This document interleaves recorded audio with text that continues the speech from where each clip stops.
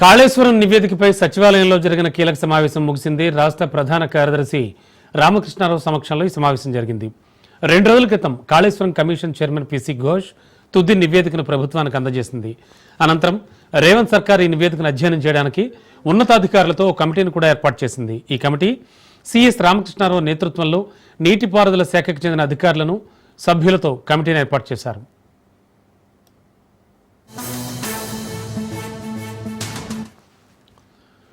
బాధ్యులపై criminal prosecution చర్యలు తీసుకోవాలని commission సూచించినట్లు సమాచారం.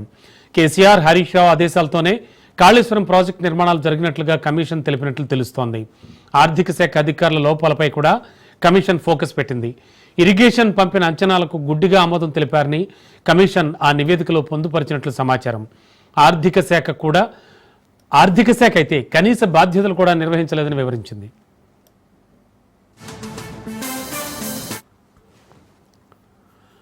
మాజీ సీఎం కేసీఆర్, మాజీ మంత్రులు హరీష్ రావు, ఈటెల, పాత్రలపై కూడా కమిషన్ నివేదికలో పొందుపరిచినట్లుగా సమాచారం. సోమవారం జరిగే కేబినెట్కు అధ్యయన కమిటీ బ్రీఫ్ రిపోర్ట్ ఇవ్వనుంది. కేబినెట్ సమావేశంలో కాళేశ్వర కమిషన్ నివేదికపై సీఎం రేవంత్ రెడ్డి మంత్రులతో చర్చించనున్నారు. అనంతరం అసెంబ్లీలో సర్కార్ పూర్తి నివేదికను ప్రవేశపెట్టనుంది.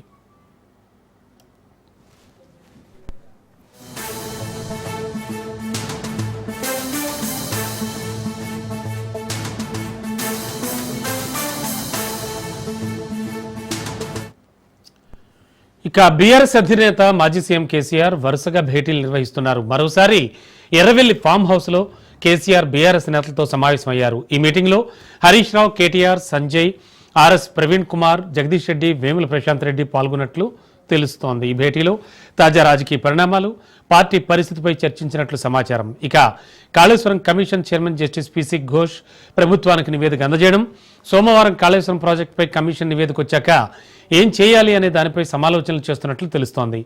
బీసీ రిజర్వేషన్ల విషయంలో కీలక పరిణామాలు చోటు చేసుకుంటున్న తరుణంలో ఈ భేటీలో చర్చించినట్లు సమాచారం.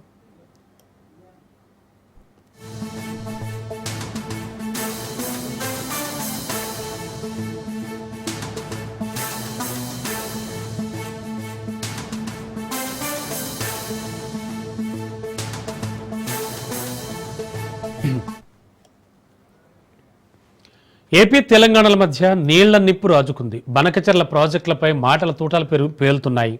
ఏపీ ప్రభుత్వం చేపడుతోన్న బనకచెర్ల ప్రాజెక్టును అడ్డుకోవడానికి ఎంతవరకైనా పోరాడుతూ ఉంటున్నారు తెలంగాణ మంత్రులు. రాష్ట్ర ప్రభుత్వ అభ్యంతరాల మేరకే బనకచెర్ల అనుమతులను సిడబ్ల్యూసి, గోదావరి నది యాజమాన్య బోర్డు, పోలవరం ప్రాజెక్టు అథారిటీ తిరస్కరించాయన్నారు. రాష్ట్ర నీటిపారుదల శాఖ అభ్యంతరాలతో కేంద్రం పర్యావరణ అనుమతులు నిలిపివేసిందన్నారు. పలుమార్లు ఈ బనకచెర్ల ప్రాజెక్ట్ కి వ్యతిరేకిస్తున్నాం. ఇది ఇల్లీగల్, ఇది violation of Telangana water rides అని కింది నుంచి పై వరకు రిప్రజెంట్ చేయడం జరిగింది. మా రిప్రజెంటేషన్ వల్లనే జిఆర్ఎంబిలో Godavari river management board Andhra Pradesh యొక్క ప్రాజెక్ట్ రిపోర్ట్ బనకచెర్ల ప్రాజెక్ట్ ని రిజెక్ట్ చేయడం జరిగింది. మా రిప్రజెంటేషన్ వల్లనే Polavaram project authority Banakacherla project ని రిజెక్ట్ చేయడం జరిగింది. ఆయన బనకచెర్ల కడతా ఉన్నాడు, మీరు ఆయన ప్రోత్సహిస్తున్నారని చెప్తా ఉన్నారు. ప్రోత్సహించింది ఎవరు? మీరు కదా. మీరు ప్రాజెక్టులు కట్టకపోబట్టి వాళ్ళ నీళ్ళు కింది పోతా ఉంటే వాళ్ళు బనకచెర్ల సముద్రంలో పోతాను నేను కట్టుకుంటాను. ఎవరు ఇవాళ కనుక రేవంత్ రెడ్డి గారు, ఉత్తమ్ కుమార్ రెడ్డి గారు ఢిల్లీకి పోయి ఆ బనకచెర్ల ఆపకపోయి ఉంటే మీరు వాళ్ళు బీజేపీ అందరు కలిసి కుమ్ముకై కుట్ర చేసి మొత్తం తెలంగాణకు సంబంధించిన నీటిని ఖతం చేయాలనేటువంటి ఆలోచనతో బనకచెర్ల మొదలుపెట్టారు. ఇవాళ అదృష్టం కొద్దీ వీళ్ళు మేల్కొని ప్రజల కోసం ఢిల్లీ దాకపోయి దాన్ని ఆపి వచ్చారు కాబట్టి సరిపోయింది. లేకపోతే గోదావరిలో కూడా, కృష్ణానదిలో జరిగే నష్టమే గోదావరిలో కూడా జరగబోయేటువంటి ప్రమాదం అంచులో ఉన్నాం. ఆంధ్రప్రదేశ్ మంత్రి లోకేష్ గారు బనకచెర్ల మీద మీ మీద వరద నీళ్లు తీసుకుపోతుంటే ఎందుకు ప్రాంతీయ తత్వాన్ని రెచ్చగొట్టమని అడుగుతా ఉన్నా. నేను అడుగుతా ఉన్నా, నికర జలాలు, మిగులు జలాలు, వరద జలాల గురించి కొంత ముందు తెలుసుకోండి.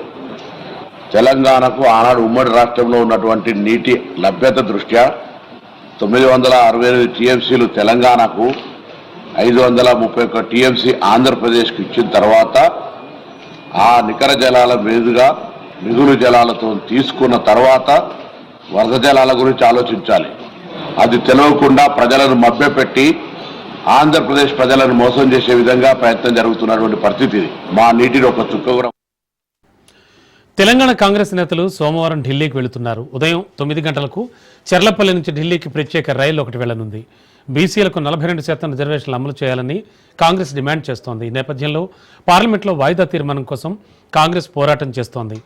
ఆగస్టు 6న ఢిల్లీలోని జంతర్ మంతర్ వద్ద కాంగ్రెస్ భారీ ధర్నా చేయనుంది. ఈ ధర్నాలో CM Revanth, deputy CM Bhatti, Mahesh Kumar Goud, మంత్రులు పాల్గొంటారు.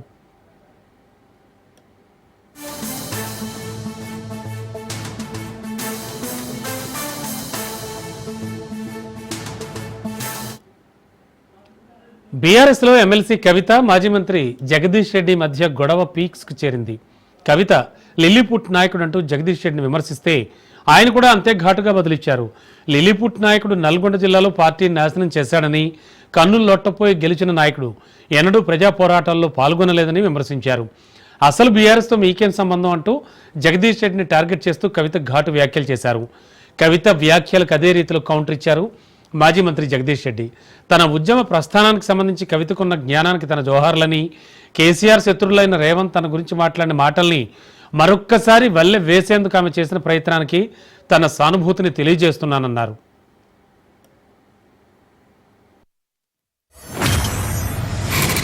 ఒక లిల్లీపుట్ నాయకుడు నల్గొండలో బీఆర్ఎస్ పార్టీని నాశనం చేసిన ఒక లిల్లీపుట్ నాయకుడు ఆమెవరు ఈమెవరు అని మా గురించి మాట్లాడుతూ ఉన్నారంటే మరి ఆయనకు ప్రోత్సాహం ఇస్తున్నది ఎవరో కూడా ప్రజలు ఆలోచించుకోవాలి. ఇవాళ నల్గొండ జిల్లాలో ఒక సీటు కూడా రాలే.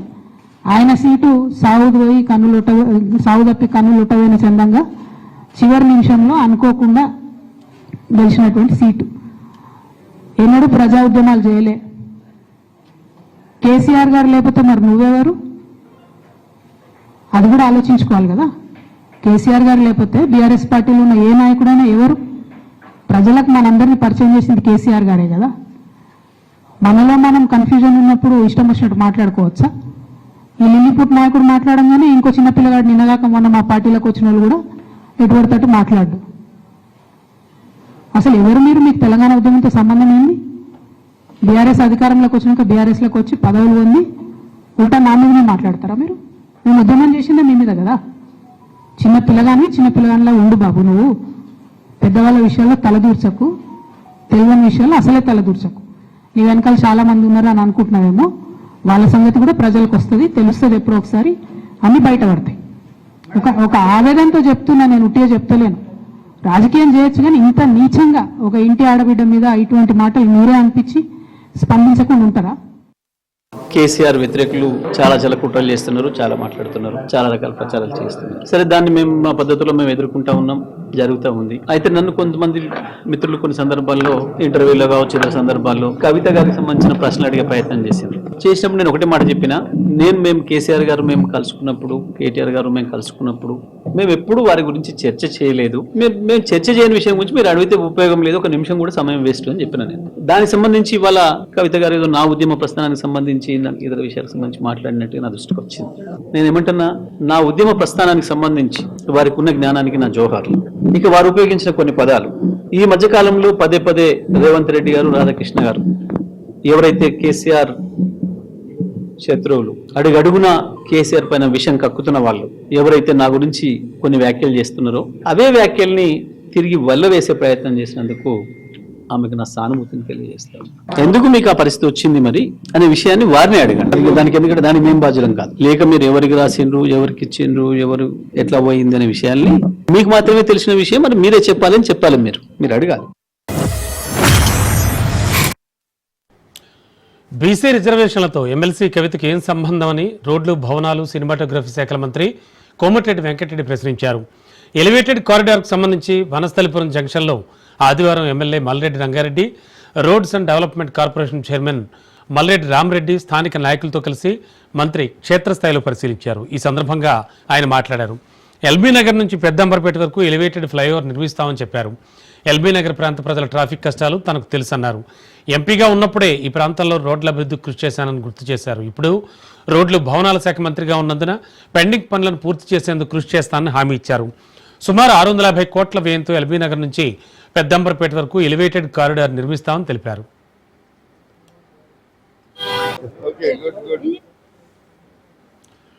హైదరాబాద్ నుంచి విజయవాడకు 2 గంటల్లో చేరుకునేలా గ్రీన్ ఫీల్డ్ రోడ్ నిర్మాణం చేయబోతున్నామని చెప్పారు. జాతీయ రహదారుల అభివృద్ధి పనులపై చర్చించడానికి ఈ నెల 6వ తేదీన కేంద్ర మంత్రి గడ్కరీని కలుస్తా అన్నారు. హైదరాబాద్ను అభివృద్ధి చేశామంటోన్న కేటీఆర్ ఉప్పల్ నారపల్లి ఫ్లైఓవర్ ఎందుకు పూర్తి చేయలేదని ప్రశ్నించారు. బీఆర్ఎస్ ప్రభుత్వం 10 ఏళ్లు ప్రజలను ఏమార్చిందే తప్ప అభివృద్ధి అనేది చేయలేదని విమర్శించారు. బంగారు తెలంగాణని అప్పుల తెలంగాణ చేసిందని ఆరోపించారు. ప్రజలే దేవుళ్లుగా మారి రాష్ట్రాన్ని కాపాడుకోవడానికి కాంగ్రెస్ పార్టీని గెలిపించుకున్నారని తెలిపారు. బీసీ రిజర్వేషన్లతో కేసీఆర్ బిడ్డకేం పని, 10 ఏళ్లు బీసీల కోసం ఎందుకు మాట్లాడలేదని ప్రశ్నించారు. ఎవరెంతో వారికంతా ఇవ్వాలనేది తమ ప్రభుత్వ విధానం అన్నారు. అర్హులందరికీ రేషన్ కార్డులు, సన్నబియ్యం, ఇందిరమ్మ ఇళ్లు ఇస్తున్నామని తెలిపారు.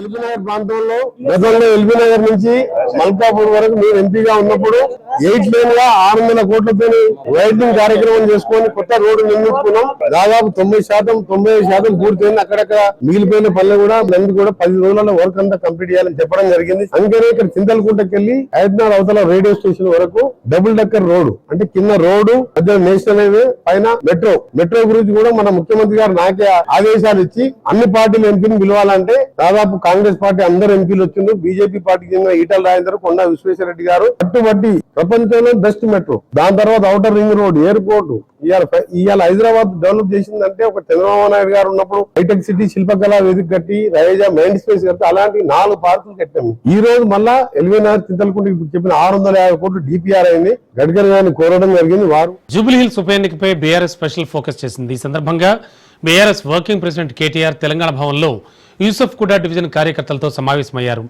బీఆర్ఎస్ కు 50,000 మంది కార్యకర్తల సభ్యత్వం ఉన్న నియోజకవర్గం జూబ్లీ హిల్స్ అన్నారు. హైదరాబాద్ మహానగరం అంతా గులాబీ జెండా ఎగిరిందన్నారు. బీఆర్ఎస్ పార్టీకే పట్టం కట్టిన గ్రేటర్ హైదరాబాద్ ప్రజలకు శిరస్సు వంచి నమస్కరిస్తున్నానన్నారు. ఇక అడ్డమారి గుడ్డిదిబ్బల గ్రేటర్ హైదరాబాద్లో బీజేపీ 1 సీటే గెలిచిందన్నారు. ఆ సీటు కూడా ఉంటుందో ఉండదో కూడా తెలియదని, బీజేపీ నుంచి ఆయన వెళ్ళిపోయారని చురకలంటించారు. అయితే మాగంటి గోపీనాథ్ మరణం ఎవరు ఊహించలేదని, అనారోగ్యంతో గోపీనాథ్ బయటపడతారు అనుకున్నానన్నారు. అవతలోళ్ళు ఎన్ని దుష్ప్రచారాలు చేసినా బీజేపీ కాంగ్రెస్ వాడు డోక లేకుండా మాగంటి గోపీనాథ్ గారి సేవలు మళ్ళొక్కసారి జూబ్లీ హిల్స్ గుర్తు చేసుకున్నది. మాగంటికి మంచి ఈ గెలుపు ఒక కానుకగా మనందరం కూడా ఆయనకు అశ్రునివాళిగా అందించినాము అనే విధంగా తీర్పునియాలని చెప్పి నేను కోరుతా ఉన్నాను. దయచేసి మిమ్మల్ని నేను కోరేది సీరియస్గా తీసుకుందాం ఎలక్షన్. ఎందుకంటే మనం ఇంకా ఎప్పుడు వస్తుందో, డేట్ ఎప్పుడు వస్తుందో అట్లా ఇట్లా అని మీరు బేజారు కాకురి, లేకపోతే ఆయన లైట్గా ఉండకురి. ఈ ఎలక్షన్ రేపో ఎల్లుండో అన్నట్టు కొట్లాడదాం. ఎలక్షన్ ఇప్పుడే ఉంది, ముంగట్నే ఉంది అని కొట్లాడాలి. ఎక్కడ పోగొట్టుకున్నా అక్కడనే దేవులాడుకోవాలని చెప్తారు పెద్దోళ్ళు. మనం ఇవాళ తెలంగాణలో అధికారం కోల్పోయినాం. హైదరాబాద్లో కాదు, తెలంగాణలో 1.8% తేడాతో మనకు అధికారం పోయింది. మళ్ళా తిరిగి కేసీఆర్ గారు ముఖ్యమంత్రి కావాలి, మళ్ళా గులాబీ జెండా ఎగరాలి అంటే ఎవరి చేతుల్లోనే లేదు, మన చేతుల్లోనే ఉంది. అందుకే దయచేసి అందరం సీరియస్గా తీసుకొని గట్టిగా కొట్లాడదాం. పేరున మీ అందరికీ మళ్ళీ ఒకసారి నమస్కారాలు. నిర్మల్ జిల్లా ఖానాపూర్ మండలం సూర్జపూర్ గ్రామం నుంచి కాంగ్రెస్ జనహిత పాదయాత్ర ప్రారంభమైంది.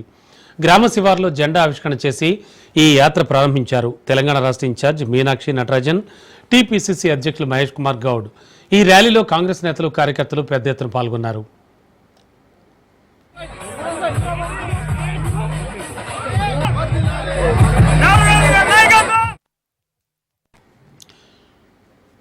సిద్దిపేట జిల్లా గజ్వేల్ నియోజకవర్గంలో కాంగ్రెస్ వర్గపోరు తారస్థాయికి చేరుకుంది. మంత్రి వివేక్ ముందే పార్టీలోని విభేదాలు బయటపడ్డాయి. మంత్రి ముందే మాజీ ఎమ్మెల్యే నర్సారెడ్డి, బండారు శ్రీకాంతరావు వర్గాలు గొడవకు దిగారు. ఆహ్వానించక ముందే వేదికపైకి శ్రీకాంతరావు అనుచరుడు మల్లారెడ్డి వెళ్లారు. దీంతో జిల్లా పార్టీ అధ్యక్షుడు నర్సారెడ్డి వెళ్లకముందే ఎలా వెళ్తామని మల్లారెడ్డితో నర్సారెడ్డి అనుచరులు వాగ్వాదానికి దిగారు.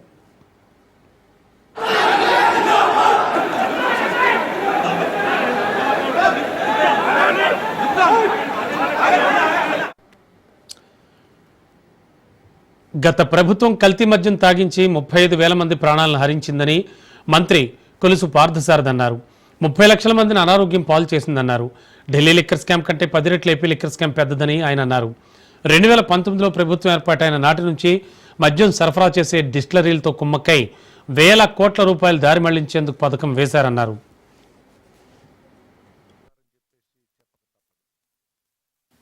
మద్యపాన నిషేధం చేయకపోవటమే కాకుండా స్వార్థంతో రాష్ట్రానికి మద్యపాన వ్యాపారాన్ని ఒక వనరుగా భావించి అత్యధిక ధరలతో ప్రజల ధన మాన ప్రాణాలతో ఆడుకున్నారని చెప్పేసి చెప్పక తప్పదు.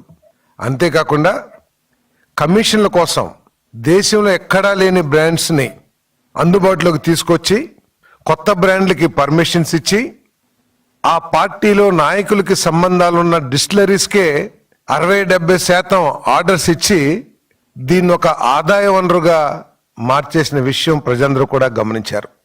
దురదృష్టం ఏమిటంటే కేవలం కమిషన్ల కోసం పేద ప్రజల ప్రాణాలతో ఆడుకోవటం అనేది అత్యంత హేయమైన కార్యక్రమం అని చెప్పేసి కూడా నేను ఈ సందర్భంగా మనవి చేస్తా ఉన్నా. నేను ఈ బ్రాండ్స్ ఏదైతే వైఎస్ఆర్ కాంగ్రెస్ పార్టీ ప్రభుత్వ హయాంలో ఏదైతే బ్రాండ్లను ప్రవేశపెట్టారో ఆ బ్రాండ్లు సేవించిన దాదాపు 30,000 మంది మరణించారని, 35 లక్షల మంది ఆసుపత్రి పాలయ్యారని చాలా సర్వేస్ స్టడీస్ కూడా చెబుతా ఉన్నాయి. ఇంతకంటే దారుణమైన కార్యక్రమం ఏ ప్రభుత్వం ఈ దేశంలో చేస్తుంటుందని చెప్పేసి నేను భావించట్లా. వైసీపీపై మంత్రి సత్యకుమార్ యాదవ్ ఫైర్ అయ్యారు. ఏడాది కూటమి పాలనపై ఎక్కడికైనా చర్చకు సిద్ధమన్నారు. త్వరలో జరిగే అసెంబ్లీ సమావేశాలకు వచ్చి ప్రజా సమస్యలపై జగన్ చర్చించగలడా అని నిలదీశారు. లిక్కర్ కుంభకోణంలో అసలు సూత్రధారి జగనే అని, త్వరలోనే అరెస్ట్ కానున్నారంటూ హాట్ కామెంట్స్ చేశారు. కోట్ల డబ్బులు లెక్కిస్తూ వీడియోలు బయటపడితే ఏ తప్పు చేయలేదని నాటకాలు ఆడుతున్నారన్నారు. చెవిరెడ్డి భాస్కర్ రెడ్డికి, మిథున్ రెడ్డిలకు ఉత్తమ నటుడు అవార్డులు ఇవ్వాలంటూ ఎద్దేవా చేశారు.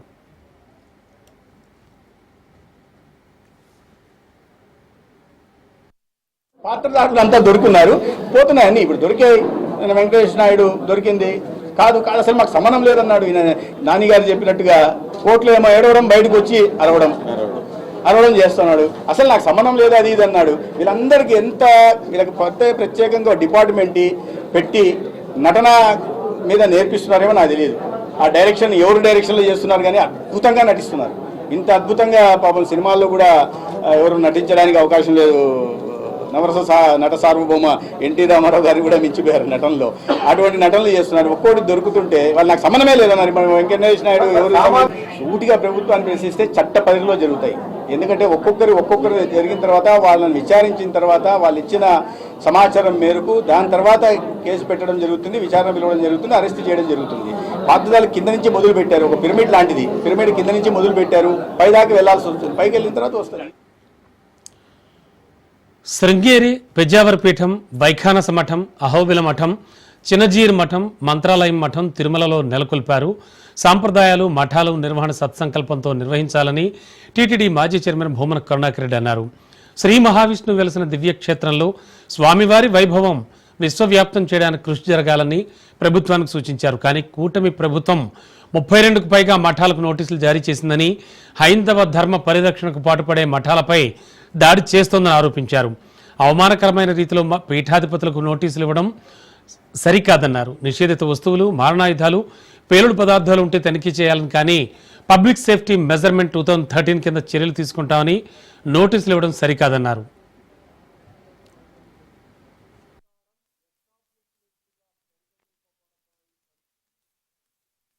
స్వామివారి వైభవాన్ని విశ్వవ్యాప్తం చేయటానికి తాము కూడా భాగస్వాములైనటువంటి ఈ మఠాలకి కూటమి ప్రభుత్వం, చంద్రబాబు గారి నేతృత్వంలో ఉన్నటువంటి ఈ కూటమి ప్రభుత్వం పోలీసు నోటీసులు జారీ చేసింది.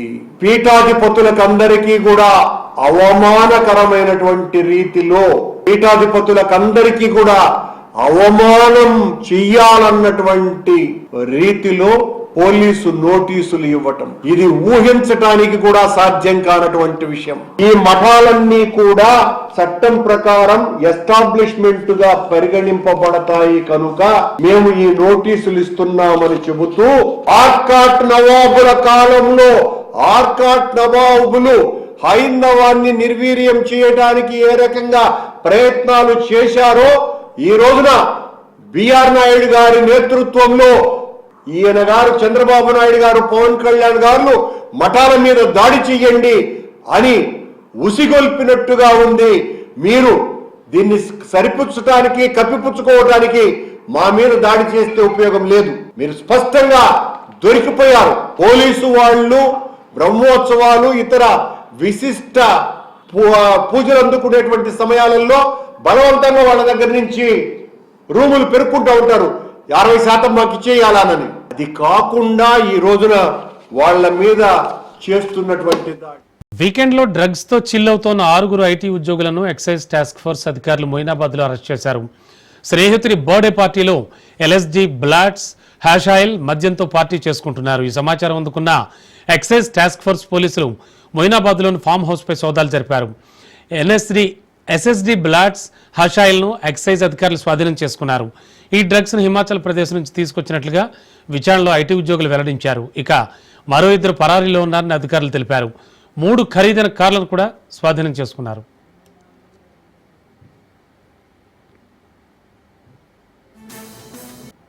టాలీవుడ్లో మళ్లీ సమ్మె సైరన్ మోగింది. వేతనాల పెంపు కోసం సినీ కార్మికులు సమ్మెకు పిలుపునిచ్చారు. దీంతో సోమవారం నుంచి టాలీవుడ్లో అన్ని సినిమా షూటింగ్లు నిలిచిపోనున్నాయి. తమ డిమాండ్లు నెరవేర్చే వరకు విధులకు హాజరు కాబోమని Telugu film industry employees federation స్పష్టం చేసింది. ఫెడరేషన్ నాయకులు తమ ప్రధాన డిమాండ్లను తెలిపారు. కార్మికుల వేతనాలను తక్షణమే 30% పెంచాలని కోరుతున్నారు. అంతేకాదు పెంచిన వేతనాలను ఏ రోజుకు ఆ రోజే చెల్లించాలని షరతు విధించారు. ఈ నిబంధనలకు అంగీకరించిన నిర్మాతలకు చెందిన సినిమా పనుల్లో మాత్రమే తాము పాల్గొంటామని తేల్చి చెప్పారు. ఈ మేరకు ఇప్పటికే తెలుగు ఫిల్మ్ ఛాంబర్కు సమ్మె నోటీస్ అందజేశారు.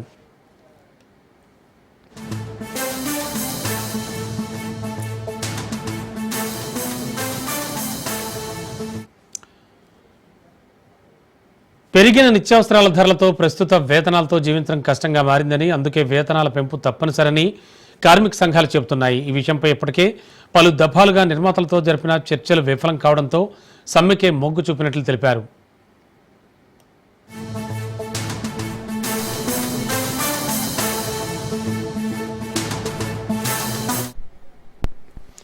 కేంద్ర మంత్రి నితిన్ గడ్కరీ ఇంటికి బాంబు బెదిరింపు కలకలం సృష్టిస్తోంది. గడ్కరీ ఇల్లు పేల్చేస్తామంటూ పోలీసులకు ఫోన్ కాల్ చేశాడు నిందితుడు. గడ్కరీ ఇంట్లో బాంబు స్క్వాడ్ తనిఖీలు చేపట్టారు. అనుమానాస్పద వస్తువులు ఏవీ దొరకలేదన్నారు పోలీసులు. బెదిరింపులకు పాల్పడ్డ నిందితుడు ఉమేష్ రౌత్ను పోలీసులు అదుపులోకి తీసుకున్నారు.